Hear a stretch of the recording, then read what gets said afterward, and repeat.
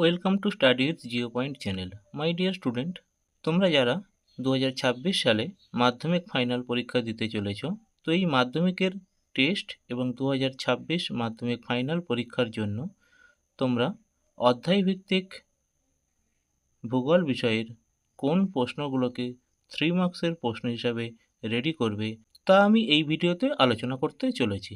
তো এই ভিডিওটি সমস্ত মাধ্যমিক পরীক্ষার্থীদের জন্য একটি গুরুত্বপূর্ণ ভিডিও হতে দ্বিতীয় অধ্যায় বায়ুমণ্ডল।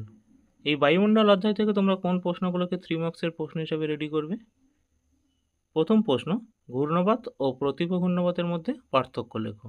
দ্বিতীয় প্রশ্ন, সমুদ্রবায়ু ও স্থলবায়ুর মধ্যে পার্থক্য লেখো। তৃতীয় প্রশ্ন, বায়ুমণ্ডল উত্তপ্ত হওয়ার পদ্ধতিগুলি লেখো। চতুর্থ প্রশ্ন, মৌসুমী বায়ুর সঙ্গে জেট বায়ুর সম্পর্ক আলোচনা করো। পঞ্চম প্রশ্ন, ট্রপোস্ফিয়ার স্তরে উচ্চতা বৃদ্ধির সঙ্গে সঙ্গে উষ্ণতা হ্রাস পায় কেন? তো এই বায়ুমণ্ডল অধ্যায় থেকে এই 5টি প্রশ্ন তোমরা ফাইনাল এবং টেস্ট পরীক্ষার জন্য রেডি করো 3 মার্কসের প্রশ্ন হিসাবে।